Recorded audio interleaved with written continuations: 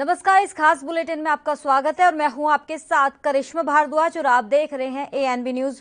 Corona virus महामारी का प्रकोप थमता नजर नहीं आ रहा है और पिछले 24 घंटे में देश में कोरोना वायरस के 1,78,912 नए मामले सामने आ चुके हैं और आपको बता दें कि 904 मरीजों की इसी दौरान मौत भी हो चुकी है। देश में कुल एक्टिव केस 1,21,900 हो चुके हैं और आपको बता दें कि अब तक 1,21,56,500 माफ कीजिएगा 1,21,56,529 मरीज ठीक होकर अपने घर भी जा चुके हैं। और आपको बता दें कि मौत के 904 नए मामले के साथ ही देश में कोरोना से मरने वालों की संख्या 1,70,169 पहुंच गई है। तो वहीं देश में कुल मामलों की संख्या बढ़कर 1,35,27,717 पहुंची है। और जहां एक तरफ देश में कोरोना ने अपना प्रकोप दिखाना शुरू किया हुआ है तो कई राज्यों से कोरोना के बढ़ते मामलों के बीच स्वास्थ्य विभाग की चिंता लगातार बढ़ती हुई नजर आ रही है। बात अगर हरियाणा के अंबाला की करें तो वहां पर कोरोना के मामले रोजाना 100 के पार सामने आने से अब स्वास्थ्य विभाग की चिंताएं बढ़ने लगी हैं। हालांकि विभाग की तरफ से इन दिनों वैक्सीन उत्सव भी मनाया जा रहा है, लेकिन आम जनता की बढ़ती लापरवाही के चलते कोरोना का ग्राफ तेजी से बढ़ने लगा है। अंबाला में आलम यह है कि अब अस्पतालों में बेड भी फुल होने लगे हैं और ऐसे में स्वास्थ्य विभाग ने दावा किया है कि सरकारी अस्पतालों में बेड की संख्या बढ़ाई जा रही है। और वहीं अंबाला में 113 नए पॉजिटिव केस सामने आए हैं। तो वहीं देश की राजधानी दिल्ली की अगर बात करें तो बीते 24 घंटे में कोरोना के रिकॉर्ड 11,491 नए मामले सामने आ चुके हैं। वहीं 5 दिसंबर के बाद सबसे अधिक 72 मरीजों की मौत भी हो चुकी है और इससे पहले राजधानी दिल्ली में 5 दिसंबर 77 मरीजों की मौत हुई थी। मध्य प्रदेश में इस साल अब तक का सबसे बड़ा कोरोना विस्फोट हुआ है। बीते 24 घंटे में 6,489 नए कोरोना संक्रमित मरीज सामने आए हैं। इस बार के केसेस जो हम देख रहे हैं, जो आउटकम्स हैं, जो डेथ्स हैं, वो कम है पर 1000 केसेस, पर नंबर्स इतने ज़्यादा बढ़ रहे हैं कि हॉस्पिटल्स में बेड नहीं है। और यदि हॉस्पिटल्स में बेड नहीं होंगे, ऑक्सीजन नहीं होंगे, वेंटिलेटर्स नहीं होंगे, तो जो पेशेंट वैसे सरवाइव कर सकता था, यदि उसको बेड नहीं मिले तो उनका भी डेथ हो सकता है। फिर हमारे डेथ्स भी बढ़ने लगेंगे। तो ये बहुत ही वरिंग सिचुएशन है क्योंकि नंबर्स अब बड़े सारे शहरों में सिचुएशन ओवरवेलमिंग हो गया, हेल्थ केयर सिस्टम ओवरवेलम होने लगे हैं। दिल्ली में अब बहुत ही वरिंग सिचुएशन है, पर अभी भी ओवरवेलम नहीं हुआ है सिचुएशन, बट उस तरफ बढ़ रहा है। महाराष्ट्र में बहुत शहरों में ये हाल है। तो ओवरऑल सिचुएशन बहुत वरिंग है और ये रीज़न लग रहा है, प्रॉबली 3 रीज़न है। एक तो है कि बीच में जब नंबर्स कम हुए थे, लोगों का जो हम कोविड अप्रोप्रिएट बिहेवियर कहते हैं, मास्क पहनना एट्सेट्रा, ये कम हो गया था। वो लोग ठीक से और पार्टीज होने लगे, शादियाँ, रिलीजियस फंक्शंस एट्सेट्रा होने लगे, तो उसमें भी बहुत स्प्रेड किया है। पिछले 1 वीक में जो है नंबर्स ऑफ केसेस काफी रैपिडली राइज हुए हैं और ये एक समझिए कि क्यूमुलेटिव इफेक्ट है। एक तो non compliance of Covid appropriate behaviour का, दूसरी चीजें जो सुपर स्प्रेडर इवेंट्स हो रहे हैं हमारे यहाँ, जैसे जितने धार्मिक या गैर धार्मिक आयोजन, भीड़ भाड़, सारे पब्स, सिनेमा हॉल्स खोल दिए गए। इससे सडनली जो है एक अनलीज हुआ और इसकी वजह से केसेस इतने बढ़े। दूसरी इंपॉर्टेंट चीज है कि कुछ हद तक तो ये जो बढ़ता हुआ केस है, इसमें म्यूटेंट स्ट्रेन का भी रोल लग रहा है। और म्यूटेंट स्ट्रेन की डेफिनेटली ये वेल नोन फैक्ट है कि इसमें 60 से 70% मोर ट्रांसमिसिबिलिटी है। और जहां तक फैटेलिटी की बात करें या मृत्यु की बात करें तो उसमें भी करीब करीब ये 60% ज्यादा है। तो आप यही सोचिए कि जो पिछले वर्षन का जो SARS-CoV-2 था, उसमें अगर 1 मौत होती थी, इसमें 1.6 मौत हो रही है। 13 नए कोरोना के मामले सामने आए हैं और ये जो मामले आए हैं इनमें अंबाला सिटी से 22 हैं और अंबाला कैंट से 25 हैं और अंबाला सिटी का जो पेरी अर्बन एरिया है और ग्रामीण एरिया है वहाँ से 29 मामले हैं। 6 मामले नारायणगढ़ से हैं, शहजादपुर से 15 मामले हैं, 2 मामले बराड़ा से हैं और 14 मामले मुलाना से हैं। तो ये टोटल 113 मामले आप देख रहे हैं कि पूरे अंबाला के, चाहे ग्रामीण एरिया हो चाहे शहरी एरिया हो, हर एरिया से आज मामले रिपोर्ट हुए हैं। और इन मामलों को मिला के जो टोटल एक्टिव केस हैं वो 1,469 केस हो गए, क्योंकि आज 93 केस डिस्चार्ज भी हुए हैं। हालांकि कोई डेथ नहीं हुई है, लेकिन पिछले अगर 11 दिन की बात की जाए तो अम्बाला ज़िले में 12 डेथ हो चुकी हैं। तो और लगातार जो कॉम्प्लिकेटेड पेशेंट्स हैं अम्बाला ज़िले में, जितने भी आइसोलेशन वार्ड हैं, चाहे गवर्नमेंट सेक्टर में हों, प्राइवेट सेक्टर में हों, उनके बेड लगभग पूरे फुल होते जा रहे हैं। हालांकि हमने अपनी गवर्नमेंट सेक्टर की बेड कैपेसिटी बढ़ा दी। मेरी एक और अपील है, आमतौर पे लोग टेस्ट दे के चले जाते हैं और फिर बाज़ारों में घूमना स्टार्ट कर देते हैं। वो अगर टेस्ट देने के फ़ौरन बाद अपने घर में जाके जब तक टेस्ट का रिजल्ट नहीं आता या हमारी टीम उसको टेस्ट के रिजल्ट नहीं बताती, तब तक उनको घरों में ही रहना होगा। अगर उनको लक्षण है तब बिल्कुल अपने आप को आइसोलेट कर देना है, बाकी घर वालों को के साथ नहीं रहना है। और अगर उसको कॉन्टैक्ट ट्रेसिंग के तहत हम सैंपल ले रहे हैं तब भी जब तक रिजल्ट नहीं आता। तो वहीं हरियाणा की क्या स्थिति है फिलहाल कोरोना के बढ़ते मामलों को लेकर, इसी मुद्दे पर हमारे साथ अंबाला से अंकुर कपूर हमारे संवाददाता जुड़ गए हैं। अंकुर कपूर, फिलहाल हरियाणा की जो स्थिति है बेहद ही खराब श्रेणी में नजर आ रही है। बताया जा रहा है कि हरियाणा में अब नाइट कर्फ्यू का ऐलान कर दिया गया है, जिससे अब सोमवार को जो 9 बजे से लेकर सुबह 5 बजे तक ये नाइट कर्फ्यू लगाया गया है। कितना असर इस दौरान देखने को मिल रहा है?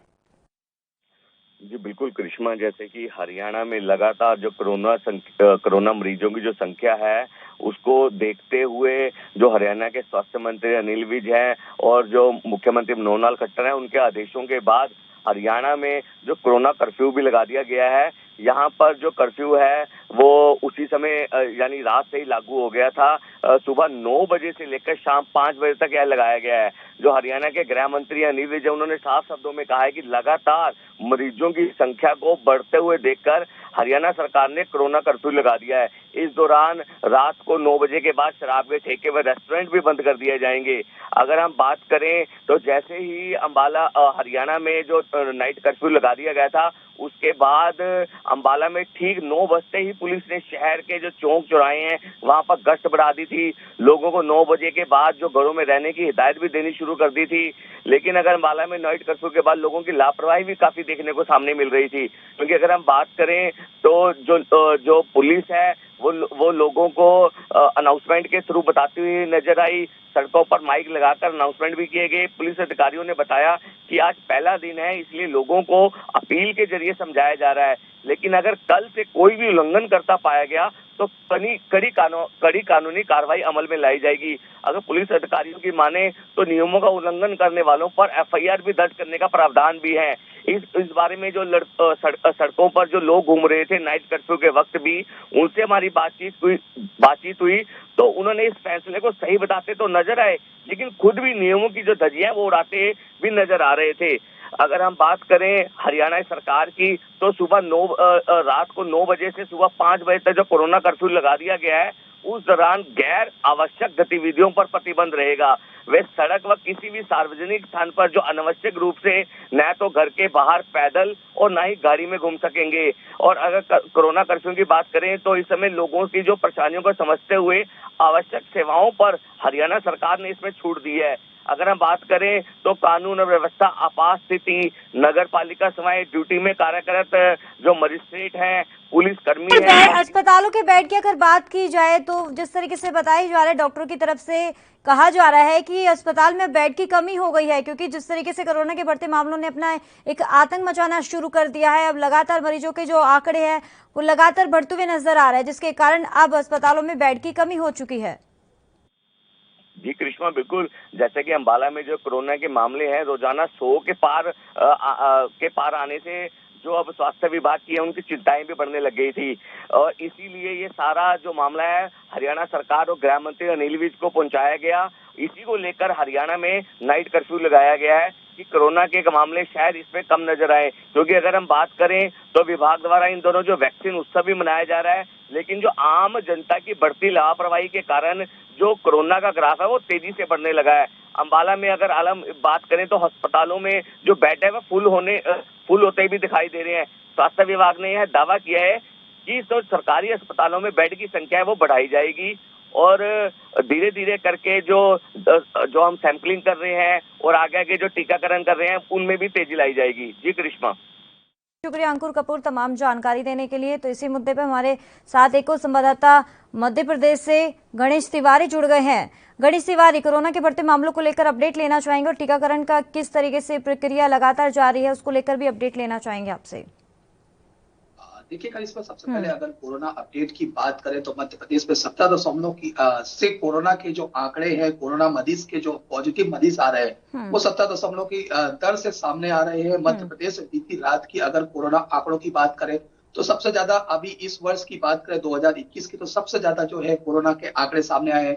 6421 आंकड़े पूरे मध्य 489 माफ करिएगा, पूरे मध्य प्रदेश में कोरोना के आंकड़े सामने आए हैं। 923 मामले इंदौर में सामने आए, 824 मामले भोपाल में सामने आए, वहीं 34 लोगों की मृत्यु हुई है अब तक। तो सबसे ज्यादा जो है 2021 में अभी तक में सबसे ज्यादा कोरोना के आंकड़े सामने आए हैं। वहीं ऑक्सीजन और जो गैस सिलेंडर है, ऑक्सीजन है, रेमडेसिविर इंजेक्शन है, उनको लेकर भी बहुत सारी अभी कमियां हैं मध्य प्रदेश में, जिससे लगातार जो है प्रदेश जूझ रहा है। बेडों की संख्या, मरीजों की लेकिन गणेश तिवारी, अगर बात अस्पतालों की बेड की जाए, किस तरीके से वहाँ प्रबंध किए जा रहे हैं, क्योंकि तमाम जिलों से ऐसी खबरें सामने आ रही हैं कि अस्पतालों में अब बेड की कमी हो चुकी है। निश्चित तौर पर देखिए, लगातार सरकार अपने बचाव के लिए लगातार बोल रही है कि बेडों की व्यवस्था पूरी तरह से है, ऑक्सीजन की व्यवस्था पूरी तरह से है, रेमडेसिविर इंजेक्शन की व्यवस्था पूरी तरह से है। लेकिन सच्चाई अगर अंदर की बात करें, सच्चाई की बात करें तो सच्चाई कुछ और ही है। लगातार जो है बेडों की कमी यहाँ पर आ रही है, ऑक्सीजन की कमी आ रही है, रेमडेसिविर इंजेक्शन की कमी आ रही है। हालांकि मुख्यमंत्री शिवराज सिंह चौहान ने अभी 1 लाख रेमडेसिविर इंजेक्शन के लिए जो है ऑर्डर दिया है। जल्दी मध्य प्रदेश में 1 लाख रेमडेसिविर इंजेक्शन जो है उपलब्ध होंगे लोगों के बीच। साथ ही जो ऑक्सीजन है, ऑक्सीजन के लिए अब एक ऑक्सीजन कंसंट्रेटर जो है मशीन खरीदी जाएगी, जिसके माध्यम से जो है गणेश, एक बात ये भी है कि कहीं ना कहीं डॉक्टर की बड़ी लापरवाही देखने को मिल रही है। जब बेड नहीं है तो कहीं ना कहीं केंद्र सरकार को भी कहा जा सकता है कि ऐसे बेड की कमी है, क्योंकि कई जगह पर ऐसी तस्वीरें भी सामने आ रही है कि बेड में, अस्पतालों में बेड नहीं है, इलाज नहीं मिल पा रहा, जिसके कारण कोरोना मरीज अब बाहर दम तोड़ रहे हैं।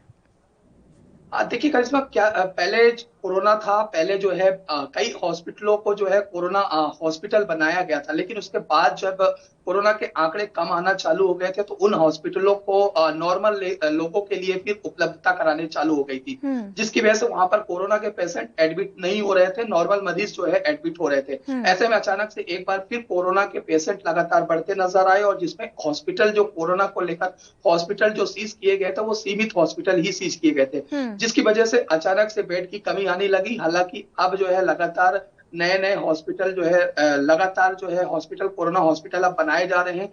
जिन हॉस्पिटलों को पहले कोरोना के लिए चुना गया था, उन्हीं हॉस्पिटलों को एक बार फिर अब कोरोना के लिए चुना जाना चालू हो गया है। तो अब जो बेड की समस्याएं हालांकि धीरे धीरे कम हो रही है, लेकिन प्रदेश अभी भी बेड की समस्याओं से जूझ जरूर रहा है, क्योंकि कोरोना के आंकड़े जो है लगातार बढ़ रहे हैं। 6489 कोरोना के आंकड़े सामने आना किसी तरह से कोई कम आंकड़े नहीं है।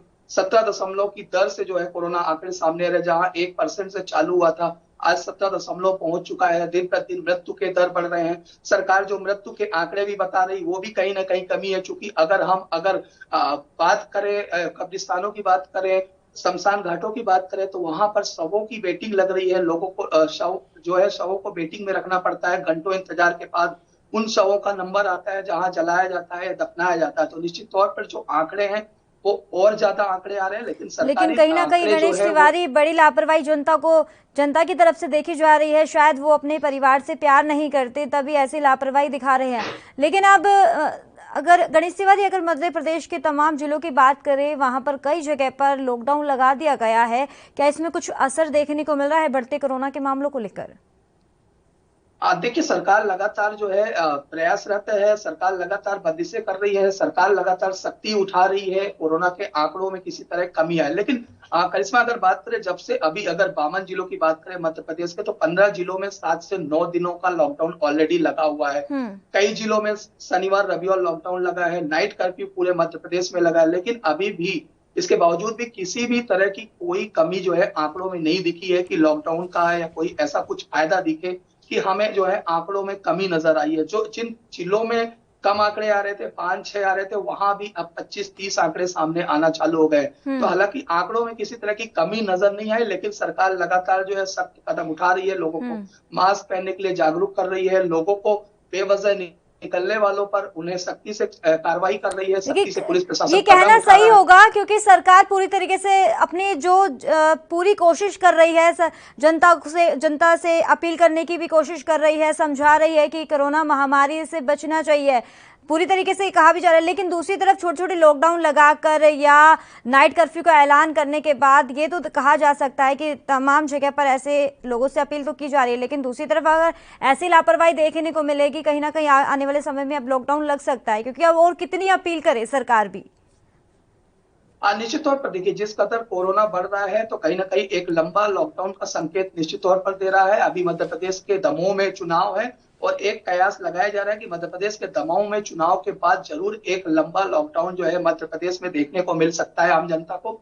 जिस तरह से आम जनता बेपरवाह नजर आ रही है, आम जनता चुनावी सभाओं में भी आम जनता ही जा रही है, अन्य जगहों पे बात करें, मार्केट में बात करें, बाजारों में बात करें तो वहां पर भी आम जनता ही जा रही है। तो जिस तरह से बेपरवाह आम जनता नजर आ रही है, निश्चित तौर पर ये कयास लगाया जा सकता है कि 19 अप्रैल के बाद एक लॉकडाउन जो है मध्य प्रदेश की जनता को फेस करना पड़ता है, कर सकता है। लेकिन हालांकि मुख्यमंत्री का साफ तौर पर कहना है कि जो मुख्यमंत्री ने 7 से 9 दिनों का ये लॉकडाउन लगाया वो भी लॉकडाउन नहीं, कोरोना कर्फ्यू है। जनता स्वेच्छा से अपने घरों में कैद है, लेकिन फिर भी कहीं ना कहीं जिस कदर कोरोना के लगातार मामले सामने आ रहे हैं तो एक लंबा लॉकडाउन लगाने की कयास जरूर तेज हो जाएगी। बिल्कुल, चलिए बहुत बहुत शुक्रिया गणेश तिवारी तमाम जानकारी देने के लिए।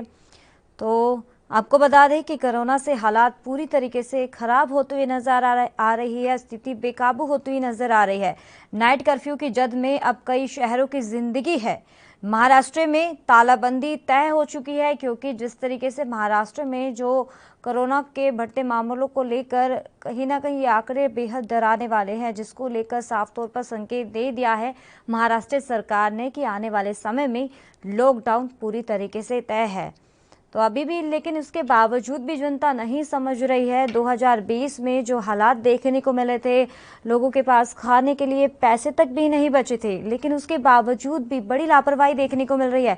तो दूसरी तरफ अगर अस्पतालों के बेडों की बात करें तो वहां पर भी बेड की कमी हो चुकी है। वो इसलिए क्योंकि डॉक्टर भी कहीं ना कहीं लोगों को समझाने की कोशिश कर रहे हैं कि जागरूक हो जाइए, कोरोना महामारी है और ये किसी कोई धर्म जाति कुछ नहीं देखती, वो सीधा अटैक करती है। लेकिन उसके बावजूद भी जनता समझ नहीं रही है और लगातार मीडिया भी लोगों से यही अपील कर रही है कि इस महामारी से बचिए, दूसरों को बचाइए, क्योंकि ये एक बार अगर चपेट में ले ली तो कहीं ना कहीं ये अपनी आपकी जिंदगी भी तबाह कर सकती है।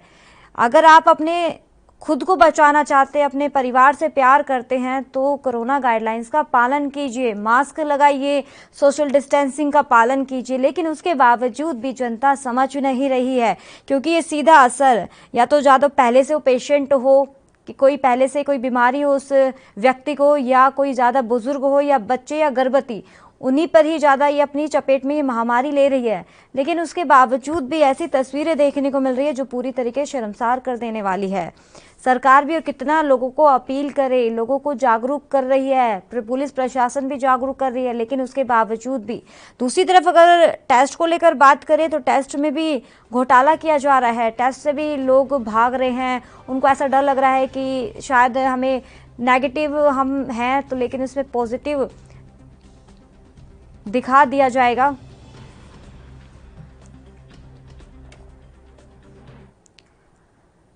तो अब बात करते हैं दिल्ली के बढ़ते कोरोना के मामलों को लेकर। तो इसी मुद्दे पर हमारे साथ तमाम जानकारी देने के लिए दिल्ली से संवाददाता राजीव तिवारी जुड़ गए हैं सीधा लाइव। राजीव तिवारी, दिल्ली के हालात को लेकर अगर बात की जाए तो क्या फिलहाल है, क्योंकि कई जगह पर अब नाइट कर्फ्यू भी लगा दिया गया है। अब जिस तरीके से सिचुएशन है, हालांकि वहाँ की जो सरकार ने मना किया है कि लॉकडाउन नहीं लगा सकते, लेकिन फिर भी कोरोना के बढ़ते मामलों में कुछ असर मतलब राहत दिखाई नहीं दे रही है।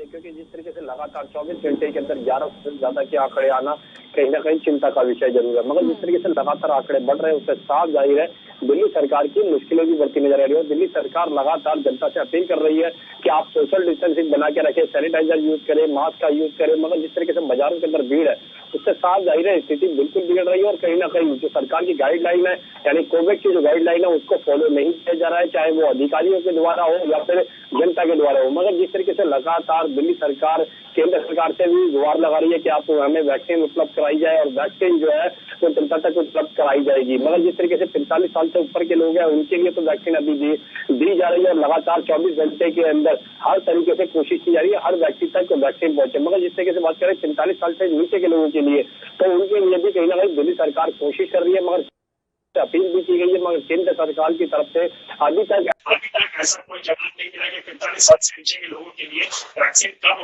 जी तो राजू तिवारी, जो क्या कहा जा रहा है कि वैक्सीन अब खत्म हो चुकी है, लेकिन दूसरी तरफ टीकाकरण या उत्सव भी मनाया जा रहा है।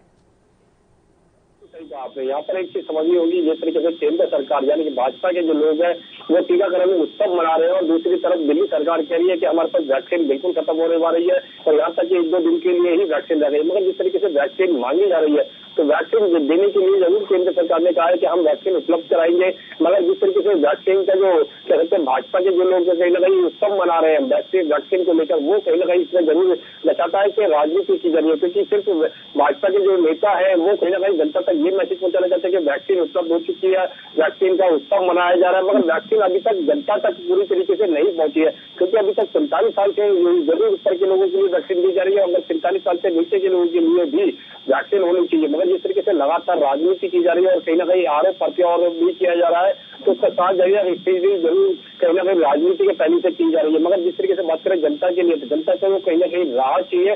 राहत अभी 45 साल से ऊपर के लोगों के लिए जरूर वैक्सीन दी जा रही है, मगर 45 साल से नीचे के लोग जो है उनके लिए भी वैक्सीन का इंतजार किया जा रहा है। बहुत बहुत शुक्रिया राजू तिवारी तमाम जानकारी देने के लिए। तो हरियाणा और भोपाल में नाइट कर्फ्यू लगा दिया गया है। हरियाणा में सोमवार से रात से 9 बजे से लेकर सुबह 5 बजे तक नाइट कर्फ्यू लगा दिया गया है, लेकिन उसके बावजूद भी लोगों की बड़ी लापरवाही देखने को मिल रही है। कई जगह पर लोग अभी भी बिना डरे घूमते हुए नजर आ रहे हैं। पुलिस प्रशासन अगर उनको रोकने की कोशिश करती है तो इसी बीच में हंगामा भी देखने को मिलता है। तो भोपाल में 19 अप्रैल तक लॉकडाउन लगा दिया गया है। महाराष्ट्र की अगर बात करें तो कहीं ना कहीं आने वाले समय में महाराष्ट्र में लॉकडाउन लग सकता है। तो शिवसेना सांसद संजय राउत का आरोप है कि कोरोना मामले बढ़ने के लिए केंद्र सरकार जिम्मेदार है। तो हरियाणा भोपाल में नाइट कर्फ्यू लग चुका है और सोनिया गांधी ने पीएम मोदी को चिट्ठी लिखी है। सोनिया गांधी ने वैक्सीन की कमी पर ये चिंता जताई है। गुजरात की बात करें तो गुजरात में 6000 से अधिक नए मामले सामने आ चुके हैं और इसी बीच 55 लोगों की मौत भी हो चुकी है। कहीं ना कहीं ये मामले जो डराने वाले हैं, क्योंकि लगातार कोरोना के मामलों में इजाफा हो रहा है और इसी बीच अगर मौतों के आंकड़ों की बात करें तो मौतों के आंकड़ों में भी लगातार इजाफा हो रहा है। कहीं ना कहीं ये जो मौतों के आंकड़े हैं बेहद ही आने वाले समय में डराने वाले हैं और दूसरी लहर है बेहद ही खतरनाक है, क्योंकि अब की बार ये जो महामारी है लोगों की जिंदगी के साथ खिलवाड़ कर रही है। यूपी बिहार की अगर बात करें तो वहां पर भी कोरोना के मामलों में इजाफा हो रहा है। भोपाल में 19 अप्रैल तक लॉकडाउन लगा दिया गया है। तो कोरोना से हालात पूरी तरीके से खराब है। अस्पताल की अगर बात करें तो अस्पतालों में बेड की कमी हो चुकी है और चंडीगढ़ में ओपीडी सेवा भी बंद हो चुकी है। महाराष्ट्र के मंत्री ने कहा कि जल्द लॉकडाउन हो सकता है। पूरी तरीके से संकेत दे दिया है कि आने वाले समय में अब लॉकडाउन की स्थिति पूरी तरीके से बन सकती है।